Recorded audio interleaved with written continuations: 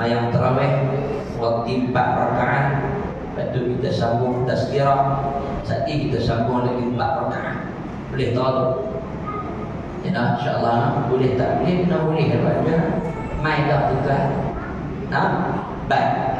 Malam ni saya nak sebut ringkas kat kita, supaya yang walaupun nampak simple ringkas ni, tapi balik ni mudah-mudahan kita faham dan kita faham. Saya dan tuan-tuan. Boleh? Baik. Dalam Ramadan ni tuan-tuan, bulan Ramadan ni dia ada sifat mausuf dia. Macam kita manusia ni, jasad kita ni yang Allah bagi jadi jasad nampak seketui macam kita lah ni, di jasad kita ni ada nampak dia pegang tangan, telinga, mata, semua dia pegang ni.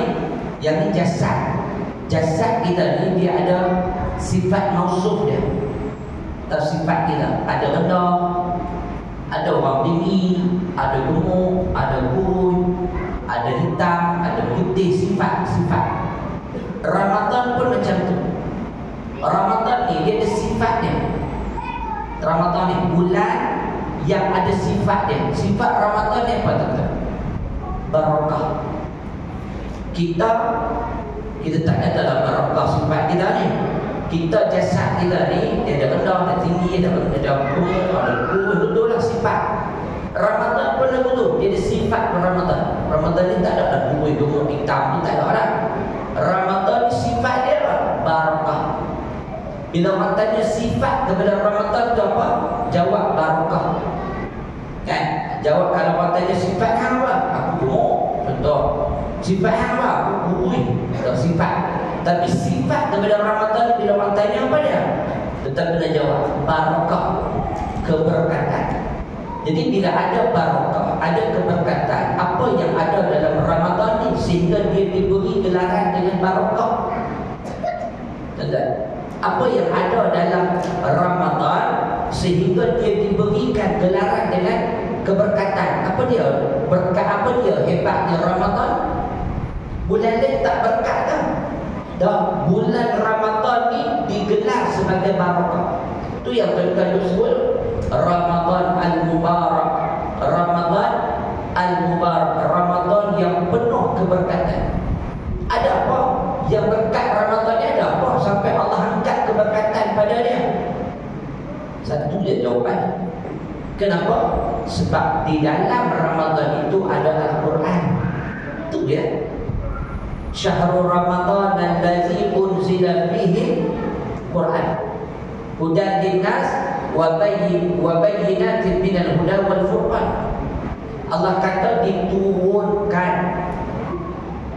Quran ni bila Syahrul Ramadan, pada bulan Ramadan diturunkan padanya Al-Quran. Apa sifat Quran pula? Quran pun ada sifatnya juga. Apa dia? Hudan linnas, dia menjadi petunjuk kepada manusia. Ini Quran. Itu ayatlah yang saya baca tadi. Qul inna salati wa nusuki wa mahyaya wa mamati lillahi rabbil alamin. Katakanlah sesungguhnya sembahyang aku, inna salati wa nusuki, ibadat aku, wa mahyaya, hidup aku, wa mamati, mati aku, lillahi rabbil alamin, untuk Allah Tuhan sekalian alam. Tentu. Jadi nak abang kata Quran hak kita baca bukan takat kita faham, bukan nak faham saja, tentu. Tapi yang paling mustahab amal. Faham, tentu buka terjemahan sebelah, baca sebelah, terjemah sebelah, faham belaka dah. Tapi hak kita betul nak ambil adalah amalan dia. Hak ni orang fil. Walaupun kebanyakan kita baca Quran, betul, alhamdulillah baca dapat pahala tuan. Ramadan satu huruf tuan baca pahala. Nabi kata bukan alif lam mim itu satu. Alif itu satu, lam itu satu, mim itu satu pahalanya. Nampak tak? Jadi tuan-tuan baca Quran dapat pahala. Dapat pahala dah tuan-tuan. Tapi yang lebih mustahab bila kita mengamalkan Al-Quran. Ini salah satu daripada sifat orang bertakwa. Okay, faham dia kata? Pertama, Quran sifatnya apa? Hudan linnas, menjadi petunjuk kepada manusia. Lepas tu kita ni tuan-tuan, hadut atas dunia ni, kita bukan tahu jalan sangat. Tuan-tuan kalau nak pergi Kuala Lumpur, tuan-tuan pakai apa? GPS. Lalu dia pergi Waze, ada Waze. Kan? Sampai sini dia kata, kona kiri, kita pun kiri. Kona kanan, kita pergi terus. Dia kata, weh bodoh kanan. Kan? Dia tak mengikut dia. Tapi abang nak buka sangat kan? Bila dia tak kata lah betul. Weh pun dia cerdik. Lagi dia buat jalan baru pula kan? Kita tak betul kat dia. Dia suruh kanan. Kona belok kanan. Kita pun buat takti kat dia. Belok kanan. Dia buat takti dia pergi terus tu kan. Dia tak kata apa hang ni, lang ni. Dia tak kata dulu. Dia buat jalan baru pula. Di depan dia kata ambil buat U-turn. Kita belajar pergi buat bodoh. Lain dia apa ni? Dia bawa kita mula kan. Masuk dalam hutan. Aku biasa kenal lah. Bukan jaga hutan tu kan. Dia pergi bawa jalan kurung. Saya pergi bawa certi kan. Bawa di Pulau Pinang. Tak tahu jalan Pulau Pinang. Tuan-tuan dulu. Tapi apa jalan kuat sempit ni. Bawa kurung. Saya kata, woi, sakar ni weh ni. Mana ada tak? Jalan semua habis jalan lah. Nak kena pula tuan-tuan. Mau kata maghrib tuan-tuan. Hantu mai kat kuat je lah. Tuan-tuan dah dikasih sekalian. Nak abang bagi maknanya ada petunjuk. Tak boleh bodong lagu tak. Hidup kita, jalan hidup ni lagi kita bukan tahu jalan kan. Main bodong terkedah betul je. Kita sebagai mak, sebagai ayah. Tak sebagai mak lah. Tak apa laki-laki ni. Kita sebagai ayah tuan-tuan. Kita tahu tak apa nak jadi pada anak bangsa cucu generasi kita ni. Tak tahu, kita main teka ya tuan-tuan. Pendidikan mak ayah ajak kita dulu lain. Tuan-tuan, pergi rumah orang, jegil mata, nak faham lah kita dulu. Duduk unak sofa orang tuan-tuan. Mak tengok dia jegil. Faham tak? Cuba tuan-tuan jegil lah dia tengok.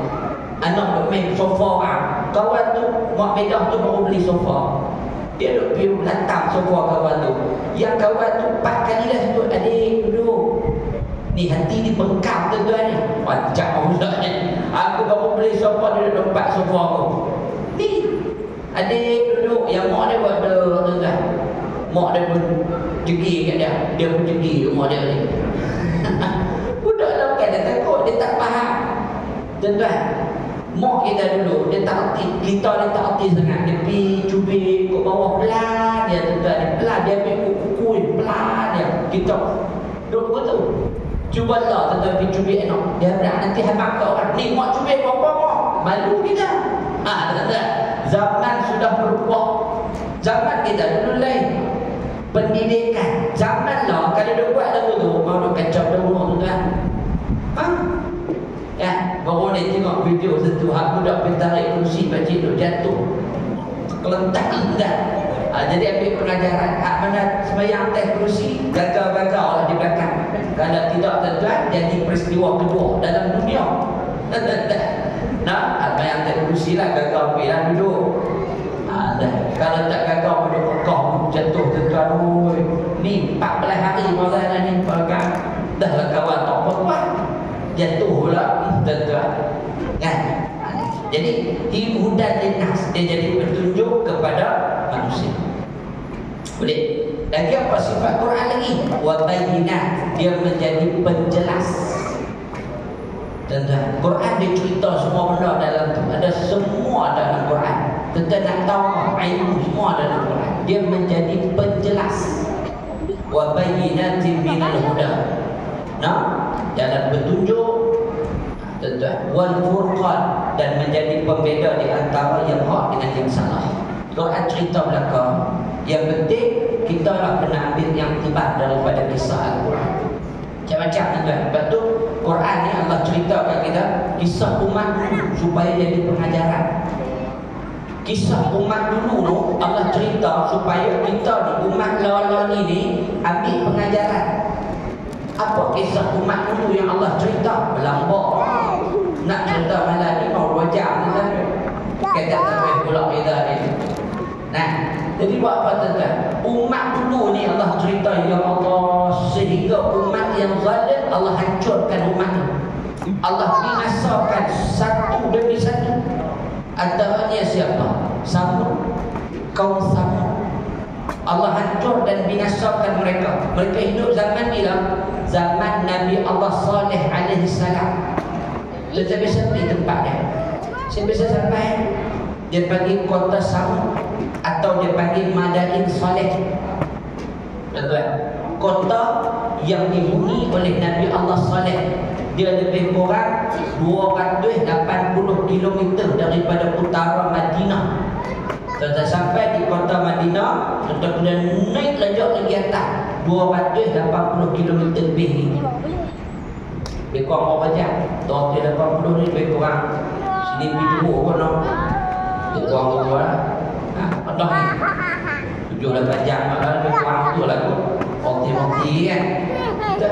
Tapi tengok tuan-tuan, ya Allah, rupanya umat Nabi Allah Saleh ni, mereka ni orang yang terror bidang engineering. Ada orang engineer sini. Kita doa asal kita terror lah, mereka lagi terror. Kaum Samud ni, mereka ukiran, mereka bukit-bukit. Bukit mereka tuan-tuan, setiap bukit tu berlainan ukiran. Bukit bukan rendah-rendah, tinggi melayut. Tuan-tuan, ni bukit macam bunga kita tampai tuan-tuan. Mereka dah bukit lah. Beratus-ribu tahun dulu ada corak ni. Kita baru tahu mereka corak ni wujud dah dulu lagi daripada lah. Tuan-tuan, hak bintang, hak macam-macam kita ambil tengok. Setiap bukit tu coraknya berbeza. Badan ni kita punya corak ni semua ada kat sana. Pergi tengok tak percaya. Tuan-tuan, tapi apa jadi dekat mereka? Mereka tolak mentah-mentah dakwah Nabi Allah Saleh. Nabi Allah Saleh main dakwah agama Tauhid, mereka tolak, tak mau terima. Lalu apa jadi kat kaum ni? Allah laknat mereka, laknat tempat tu, dan kemudian Allah turunkan panahan petir. Petir, buruk. Tuan-tuan, mati semua. Sokah pun tak tinggal. Sehingga kan Allah kata, kaum Samud ni kami laknat, dan tak ada lagi kaum Samud atas dunia. Tak ada. Yang ada hanya nama mereka. Kalau seorang ni main banyak Arab, dia mak saya lah kaum Samud muhuk. Kaum Samud ni Allah kata tak ada lah, sebab Allah bagi dia panahan petir, mati bergelimpangan. Kenapa? Sebab tolak dakwah Nabi Allah Saleh alaihi salam. Hebat kan kita? Tak hebat pun. Hebat tak mana pun kita kalau tolak perintah Allah Ta'ala. Kaum Nabi Allah Saleh hebat dia ni. Tapi sekali tolak dakwah yang dibawa oleh Nabi Allah Saleh, tak nampak. Banyak lagi lah. Tuan-tuan, kalau nak cerita banyak kisah lagi. Tapi itu contohlah sebagai tauladan. Allah cerita dalam Quran, cerita. Nak ambil apa? Ambillah pengajaran supaya kita ni tidak menjadi umat yang lupa kepada perintah Allah. Ni Ramadan, kita puasa, kita tak makan, kita tak minum, kita tak buat benda-benda yang boleh membatalkan puasa. Ini bagus. Kerana apa? Nilai taat duduk kat sini. Nilai ketaatan. Anak-anak muda umur belasan tahun, hak darjah ni, dia ada ayam di rumah, tapi dia minum dah. Dia tak minum seorang diri di rumah. Sebab apa? Sebab dia tahu Allah tengok dia apa yang dia buat. Kalaulah kita boleh praktik benda ni di luar daripada Ramadan, tuan-tuan, kita bawa kereta tengok hari rembang, tuan-tuan, tengok ada yang betul hak bawa balik masjid malam ni, hak malam ni buat balik tarawih ni, buah lah kereta perang, semua pakai main kereta hujan. Tu yang penceramah kena pakai belakang kat kubur.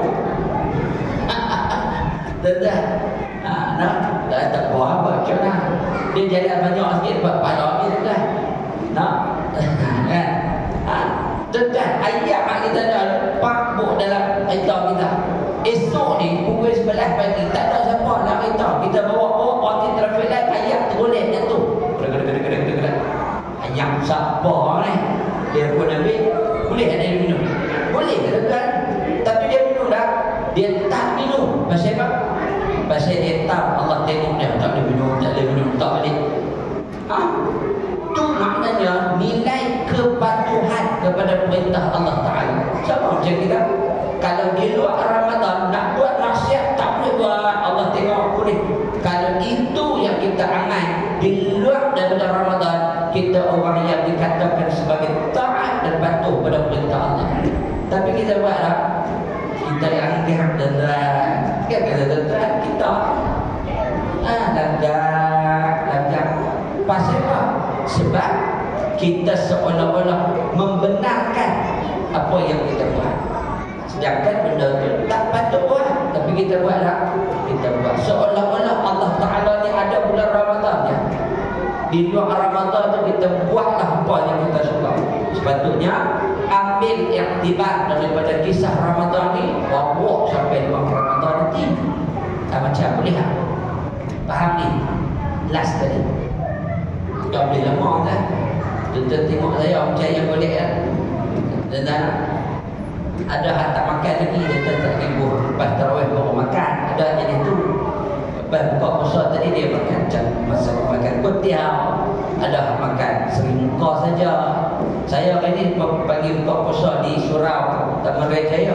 Tadi pun 3-4 kali dia telefon saya Surau, suruh saya buka puasa kat tu. Saya tertekan. Tapi sepik bermasak kami boleh tak? Kami boleh. Kalau tak ada pulang balik itu. Tak bawa anak. Lepas setiap kami saya pun pergi makan. Dia duduk catering. Bukan catering lah, memang duduk masak baju-baju ni. Dia duduk tadi ustaz, main lah buka puasa. Itu imam ni, ustaz, main buka puasa. Saya orang takbir lah, tuan-tuan. Alhamdulillah. Akak tak tadi, nasi pun sedap lah, nasi berani. Tentu buka puasa apa? Kau ada hak buka puasa dia tak kasih. Dan ada hak kita ni nasi bagi 3 pinggan. Apa jadi aku nasi? Apa kotiak gugur? Apa biru gugur? Aku nasi. Ada hak tu ikut perut bersih-bersih lah. No? Kalau tanya saya ni apa boleh? Roti gardenia lepas tu kan. Saya biasa berceramah tuan-tuan di Taiping. Keluar pergi 5.30. Oh, kan nak makan. Buhlah tuan-tuan, spare apa? Roti gardenia cukup kan? Ayam satu, 3 gardenia. Jadi ya tuan-tuan, kenyang tu dah. Jadi kita ni jenis Ramadan. Tahu Ramadan tuan-tuan? Macam tak ada. Meja hak kita ada denang sita tak cukup. Mai Ramadan ni tak cilui. Mau tak cilui tuan-tuan, ayam dia 10 mekar, 10 matang. Ayam soya, ayam tebu, ayam silap selansik, anggur, tebikan. Tu macam mana nak cukup? Apple asam boy, jus orange, macam-macam. 10 jenis. Ni dia berkata tu bawa ayam saja. Tengah meja dah ayam saja tuan. Tak makan ni. Dia lalu ke bazar Ramadan tuan. Semua benda dia beli. Kalau boleh maklum hak nego keribat goreng tu dia nak beli. Kenal semua tuan. Pasal apa? Pokoklah bak. Pokoklah bak ni tuan. Tengok makan semua dia nak. Sungguh tuan. Tetapi tak percaya tu. Jadi hak yang kita nak cerita, ambil barokah Ramadan. Karena keberkatan Ramadan di dalamnya ada Al-Quran. Samalah halnya kalau kita nak hidup dengan barokah, pastikan hidup kita ada Quran di dalamnya. Allah angkat keberkatan Ramadan, ada Quran di dalamnya. Hidup kita kalau nak Allah angkat, biar hidup kita ada Al-Quran.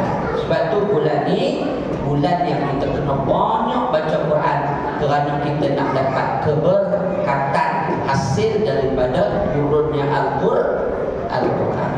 Boleh faham ini? Wallahu a'lam. Kau kata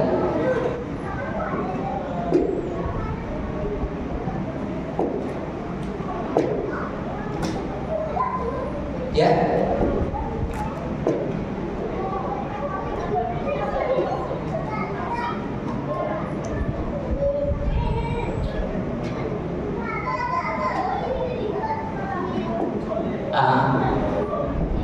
Dia lari ke mana?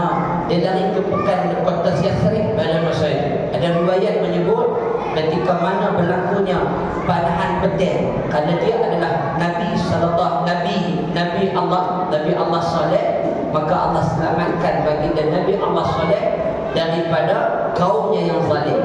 Maka pada ketika itu satu riwayat menyebut Nabi Allah Saleh bergerak ke Yathrib dan kota Madinah lah. Dulu tidak dikenali sebagai Yathrib. Dulu ada satu nama, saya lupa nama dia, sebelum dikenali sebagai Yathrib. Ketika datang penghijrahan Nabi SAW ke kota Madinah, dan kemudian berubah nama daripada Yathrib ke Madinah. Maka pada ketika berlakunya panahan petir itu, Nabi Allah Saleh diselamatkan oleh Allah Ta'ala. Dan pada masa itu Nabi Allah Saleh dikatakan bergerak ke Madinah. Pada masa itu ada khilaf di kalangan para ulama. Ada yang menyebut Nabi Allah Saleh pada masa itu bergerak ke utara, ke selatan Mekah. Nabi Allah Saleh berjalan, dan pada ketika itu tinggallah pengikutnya umat Nabi Allah Saleh atau kaum Yathrib ni, umat bangsa Yathrib ni. Maka pada ketika itu datang buruk yang dahsyat. Kita boleh rujuk pada kitab Al-Quran. Wallahu a'lam. Ya. Baik, baik. Tazkirah ada soalan. Okey. Alhamdulillah. Terima kasih banyak.